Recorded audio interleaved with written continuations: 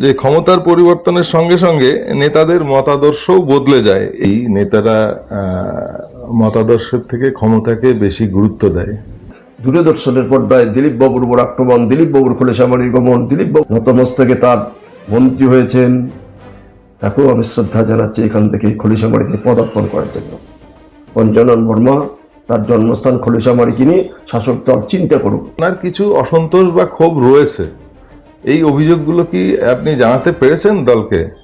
বাংলাদেশে হিন্দুদের উপর নির্যাতন হয়, সেখানে বাংলাদেশের উত্তরবঙ্গের সিংহভাগ মানুষ হিন্দু মানুষ হচ্ছে রাজবংশী সমাজের নমস্কার, মানুষ। আপনারা দেখছেন মাথাভাঙা নিউজ পোর্টাল। আজকের বিশেষ ও চাঞ্চল্যকর খবরে উঠে আসছে কুচবিহার জেলার তৃণমূল কংগ্রেসের চেয়ারম্যান গিরীন্দ্রনাথ বর্মনকে ঘিরে রাজনৈতিক জল্পনা। তাহলে কি তিনি দল পরিবর্তনের পথে? প্রশ্নোত্তর পর্বে তিনি কি জানালেন? অতীতে রাজনৈতিক পরিস্থিতি নিয়ে তার ভাবনা কি ছিল? বিগত নির্বাচনে তিনি কি দেখেছেন? আর ভবিষ্যৎ নিয়ে কি পরিকল্পনা করছেন? সবকিছু নিয়েই সরাসরি মুখ খুললেন তিনি। তার বক্তব্য ঘিরে ইতিমধ্যেই রাজনৈতিক মহলে শুরু হয়েছে তুমুল আলোচনা। সম্পূর্ণ সাক্ষাৎকার ও বিস্তারিত জানতে চোখ রাখুন মাথাভাঙা নিউজ পোর্টালে। আর এই ধরনের গুরুত্বপূর্ণ খবরের আপডেট পেতে এখনই পেজটি। নমস্কার, সুপ্রভাত। গতকাল গেছে আমাদের রবীন্দ্র জয়ন্তী, এবং কালকে অন্য একটা ঘটনাও ছিল। রাজনৈতিক একটা পালাবদল হলো, তারা শাসনভার গ্রহণ করলেন। প্রথমেই আপনাকে একটা প্রশ্ন আমি জিজ্ঞেস করব, যেটা হচ্ছে সাধারণ মানুষ আপনাকে জানে হচ্ছে প্রথমেই যদি উত্তরবঙ্গে উত্তরের জনপদে মনীষী পঞ্চানন বর্মার নাম আসে, পরেই আরেকটা নাম আসে যে হচ্ছে গিরীন্দ্রনাথ বর্মন। তো সেইখানে আপনাকে নিজেকে একজন রাজনৈতিক ব্যক্তিত্ব বলে বেশি কমফোর্টেবল মনে করেন, না একজন পঞ্চানন অনুরাগী হিসেবে বেশি আপনি স্বাচ্ছন্দ্য বোধ করেন? আমি নিজেকে সমাজকর্মী এবং পঞ্চানন অনুরাগী হিসাবে পরিচয় দিতে আমি স্বাচ্ছন্দ্য বোধ করি। তার সাথেই একটা রাজনৈতিক দল দীর্ঘদিনের মতাদর্শে বিশ্বাসী ছিলাম। দলও আমাকে অনেক সম্মান দিয়েছে। 4 সালে যখন ভারতীয় জনতা দল আর তৃণমূল কংগ্রেস যৌথভাবে কাজ করত, সেই সময়কার আমি লোকসভার প্রার্থী ছিলাম 4 সালের। 21 লোকসভার বিধানসভার প্রার্থী, জেলার সভাপতি, জেলার চেয়ারম্যান, সব পদ অলঙ্কৃত করছে। সেই দলটাকে আমি কৃতজ্ঞচিত্তে স্মরণ করি। কিন্তু আমার বড় পরিচয়, আমি একজন সমাজকর্মী। সমাজের যেটা অন্যায় দেখলে যে কোনো দল করুক, শাসক দল করুক, নিজের দল করুক, তার বিরুদ্ধে আমি প্রতিবাদে সোচ্চার হই। এটাই আমার মূল ধর্ম। আপনি বললেন, আপনার প্রসঙ্গ ধরেই আসি, যে আপনি একটা নির্দিষ্ট রাজনৈতিক, কারণ মানুষ রাজনৈতিক মতাদর্শ ছাড়া চলতে পারে না। কেউ যদি বলে সেটা মিথ্যে কথা। মানুষ মাত্রই রাজনৈতিক প্রাণী, সেখানে আপনার একটা মতাদর্শ অবশ্যই থাকবে। তো অতি সম্প্রতি কিছু কথাবার্তা শোনা যাচ্ছে, যাতে দেখা যাচ্ছে যে আপনার সেই মতাদর্শ থেকে কিছু পরিবর্তন এসছে। সেই পরিবর্তনের কারণটা কি, এবং একটু যদি খোলাসা করে বলেন। আমার পরিবর্তন কিছু আসেনি। আচ্ছা, আমি যেহেতু একজন শিক্ষক ছিলাম, আমার বড় পরিবর্তন শিষ্টাচার। কিছুদিন আগে আমি ইভিনিং ওয়ার্ক করতে এসেছিলাম। মাথাভাঙা প্রার্থী নিশীথ প্রামাণিকের সঙ্গে রাস্তায় দেখা হয়েছিল। যেহেতু আমি বয়সে প্রবীণ, 72 ঊর্ধ্ব মানুষ, নিশীথ আমাকে শ্রদ্ধা করেছেন, প্রণাম জানিয়েছেন। আমিও তাকে স্নেহ ভরে কোলাকুলি করেছিলাম। সেটা সৌজন্যবোধের লক্ষণ, সেটা রাজনৈতিক পালাবদল বা দল থেকে কোনো লক্ষণ নয়। কিন্তু সমাজে রাজনৈতিক বিশ্লেষকদের মতে এবং সাধারণ সমাজে বলা হচ্ছে, তখন থেকেই আপনার কিছু একটা আপনার ভাবনা কাজ করছে, পরিবর্তনের ভাবনা। এটা কি সত্যি? এটা ভুল। আচ্ছা, আপনি কি মনে করেন রাজ্যে এই রাজনৈতিক পালাবদলের পরে মানুষের মনোভাবও পরিবর্তন হয়েছে? সেটা বলা যায় না। মানুষের মনোভাব পরিবর্তন হবে এনাদের 5 বছরের কার্যক্রম দেখার পরে। যদি এরা যেসব প্রতিশ্রুতি দিয়েছে, আমাদের শাসক দল যেসব ভুল করেছে, সেই ভুল পথে যদি না হাঁটে, তাহলে মানুষ বিজেপি দলকে সমর্থন করবে, সেটা সময় বলবে। অনেকেই বলছেন যে ক্ষমতার পরিবর্তনের সঙ্গে সঙ্গে নেতাদের মতাদর্শও বদলে যায়, এই মন্তব্যকে আপনি কিভাবে দেখেন? ঠিক না। রাজনৈতিক মতাদর্শ থাকবে, শাসক দলেরও যেমন থাকবে, বিরোধী দল থেকেও শাসক দলকে সংশোধন করা, সঠিক পথে চালিত করার সুবিধাও থাকবে। বিরোধী দল শাসক দল এক মুদ্রার এপিঠ ওপিঠ, সেটা ক্ষতিকারক নয়। আচ্ছা, প্রথমে যে প্রশ্নটি করলাম এর আগের প্রশ্ন ছিল যে একটা কানাঘুষো শোনা যাচ্ছে যে আপনি বিজেপি দলে যোগ দিতে চাচ্ছেন, তা আপনি বললেন বিষয়টা শুধুই রাজনৈতিক জল্পনা। এবার যদি সত্যি সত্যি আপনি একজন এখানে সমাজকর্মী হিসেবে তারা যদি মনে করে আপনাকে কোনো সন্দেশ দেয় বা আহ্বান করে, সেই ক্ষেত্রে আপনার কি মনোভাব হবে? সেটা আসুক, তারপরে কথা। না আসলে তো কোনো মন্তব্য করা যাচ্ছে না। যদি ধরুন আপনি বিজেপিতে যোগ দিলেন, আমি ধরে নিলাম, মানে আমি অ্যাজিউম করলাম, সেই ক্ষেত্রে আপনার মূল লক্ষ্যটা কি থাকবে? না, এই মুহূর্তে বিজেপি দলে অংশগ্রহণের কোনো প্রশ্নই ওঠে না। আচ্ছা, আর আমার যেটা দাবি, আমার যেটা ইচ্ছা, সেটা আমি সমাজকর্মী হিসাবে বা বিরোধী দলের একজন নেতা হিসাবে শাসক দলের কাছে জানাতে পারি। শাসক দলের কাছে বলবো যে আমার এই দাবিটা পূরণ করো। তার সঙ্গে যে দল বদল করতে হবে এরকম কোনো প্রশ্ন নেই। তার মানে বোঝা যাচ্ছে আপনার কিছু অসন্তোষ বা ক্ষোভ রয়েছে। এই অভিযোগগুলো কি আপনি জানাতে পেরেছেন দলকে? না, আপনার কথা অনুযায়ী বললাম কিন্তু। দলের উপর, দল আমাকে সম্মান দিয়েছে, দলের উপর ক্ষোভ নেই। আমার যেটা প্রশ্ন হচ্ছে, একটা ক্ষোভ আমার আছে, সেটা ব্যক্তিগত ক্ষোভ নয়। মনোজি পঞ্চানন বর্মার যে ক্যাম্পাস, সেই ক্যাম্পাস 21 সালের 15 ফেব্রুয়ারি শ্রীমতী মমতা বন্দ্যোপাধ্যায়, প্রাক্তন মুখ্যমন্ত্রী, তিনি নিজে শিলান্যাস করেছেন। সেই পরিকাঠামো উন্নয়নে কোনো আর্থিক বরাদ্দ আমাদের বিগত সরকার করেনি। শুধু মাত্র উন্নয়ন দপ্তর থেকে সামান্য কিছু টাকা পেয়েছিলাম, 2টা এশিয়ার ঘরের টাকা পেয়েছিলাম, এছাড়া কিছু পাইনি। স্বাভাবিকভাবে আমার যেহেতু নামের পাশে পঞ্চানন অনুরাগী শব্দটা মানুষ দিয়েছে, আমি আশা করছিলাম বিগত সরকারের কাছে দ্বিতীয় ক্যাম্পাস নিয়ে সদার্থক কিছু ভূমিকা গ্রহণ করবে। কলেজামারি ক্যাম্পাস, পঞ্চাননের জন্মভূমি ক্যাম্পাস, সেখানে বিগত সরকার সেটা গ্রহণ করেনি।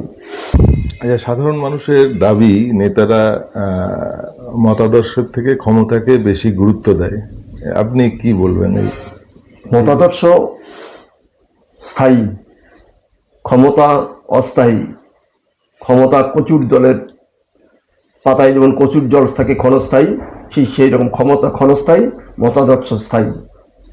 মতাদর্শের উপর ইতিহাস ভিত্তি হয়, ক্ষমতার উপর ইতিহাস তৈরি হয় না। রাজবংশী সমাজের উন্নয়নে বর্তমান রাজনৈতিক পরিস্থিতিতে কতটা গুরুত্বপূর্ণ বলে মনে করেন? পরিবর্তনকামী সরকার, আশা করব রাজবংশী সমাজ এর দিকে তাকাবেন। তার কারণ, রাজবংশী আজকের যেটা উত্তরবঙ্গ আছে, উত্তরবঙ্গের যে জনগোষ্ঠী আছে, ইতিহাসের নিরিখে যদি তাকায়, 1947-এর আগে যে বঙ্গ ছিল, অখণ্ড বঙ্গ ছিল, সেই অখণ্ড বঙ্গের বৃহত্তর উত্তরবঙ্গে যদি আমি বলি, কুচবিহার তখন রাজন্য শাসিত, জলপাইগুড়ি, অখণ্ড দিনাজপুর, পাবনা, রংপুর, এই অখণ্ড উত্তরবঙ্গের সিংহভাগ মানুষ ছিলেন রাজবংশী সমাজের মানুষ। আর রাজবংশী সমাজের থেকে ধর্মান্তরিত কিছু মানুষ ছিল, তারা নস্য শেখ আজকে পরিচিত মুসলিম সমাজের মানুষ, এখানকার মানুষ, এটা ধর্মান্তরিত মানুষ। এই মানুষগুলো ছিল এখানকার স্থায়ী বাসিন্দা। আর একটা কথা বলি, রাজবংশী সমাজ এমন একটা কমিউনিটি, ভৌগোলিক কারণে তারা বংশপর্বের 4টে রাষ্ট্রে বসবাস করে: ভারত, বাংলাদেশ, নেপাল, ভুটান। এক কথায় রাজবংশী জাতি হচ্ছে আন্তর্জাতিক একটা জাতি। এই জাতি নিয়ে একটা ভাবনা, যেই সরকারে আসলে নতুন করে ভাববে, তার প্রভাব ইন্টারন্যাশনাল প্রভাব। কারণ যখনই বাংলাদেশে হিন্দুদের উপর নির্যাতন হয়, সেখানে বাংলাদেশের উত্তরবঙ্গের সিংহভাগ মানুষ, হিন্দু মানুষ হচ্ছে রাজবংশী সমাজের মানুষ। তাই রাজবংশী সমাজ নিয়ে আন্তর্জাতিক ভাবনাকে সরকার রাখে। আর তার থেকে একটা বড় প্রশ্ন, রাজবংশী সমাজের যিনি প্রাণপুরুষ মনীষী পঞ্চানন বর্মা, তার কতগুলো নীতি ছিল, তার আদর্শ ছিল, তার একটা মুভমেন্ট ছিল।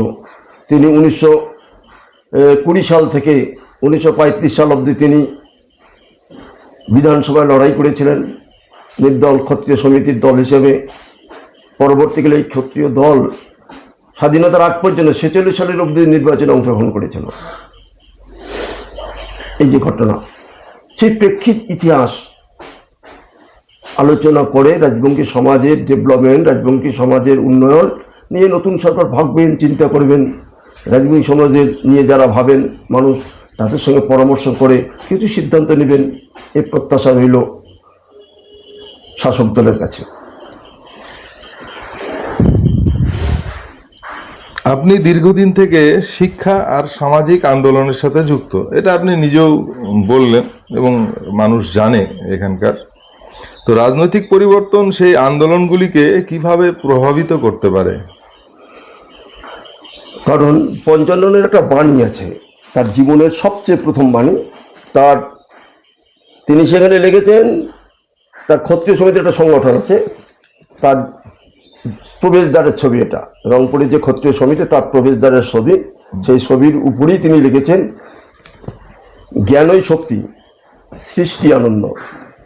তার জীবনের বড় লক্ষ্য হচ্ছে মানুষকে তিনি বলেছেন জ্ঞানই হচ্ছে শক্তি আর সৃষ্টি হচ্ছে আনন্দ। এই মতবাদের বিশ্বাসী।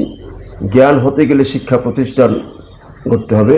অটোমেটিকভাবে ঔপনিবেশিক শাসন ব্যবস্থায়, ইংরেজের শাসন ব্যবস্থায় সব শিক্ষা ব্যবস্থা শহর কেন্দ্রিক গড়ে উঠেছিল। সব শিক্ষা ব্যবস্থায় শহর কেন্দ্রিক শিক্ষা ব্যবস্থা, গ্রাম কেন্দ্রিক শিক্ষা ব্যবস্থা গড়ে উঠুক, সেটা চাই। তেমনি বাংলার প্রত্যেকটি মনীষী, যেমন নজরুলের জন্মস্থান চুরুলিয়া বিশ্ববিদ্যালয় হয়েছে, বিদ্যাসাগরের জনবীর সিংহ বিশ্ববিদ্যালয় রয়েছে, তেমনি আমরা পঞ্চানন জন্মস্থানের সেকেন্ড ক্যাম্পাস খলিশাবাড়ি পঞ্চানন বিশ্ববিদ্যালয় চেয়েছিলাম। ওই শহর আর গ্রামের টানাটানিতে সেই বিশ্ববিদ্যালয় স্থাপন হয়েছে কুচবিহার শহরে। আমরা যারা পঞ্চাননের মতাদর্শে বিশ্বাসী মানুষ আছি, তারা চাইছিলাম খলিশাবাড়িতে হোক। খলিশাবাড়িতে যে ক্যাম্পাসটা এখন চলছে টুকি করে, সরকারি সাহায্য বর্তমানে অনুমোদন পেয়েছে, সরকারি কোনো আর্থিক পায়নি, সেই বিশ্ববিদ্যালয়কে সার্থক করুক। সেখানকেই কেন্দ্র করে, তার জন্মভূমিকে কেন্দ্র করে একটা পঞ্চানন রাজবংশী সমাজের মানুষের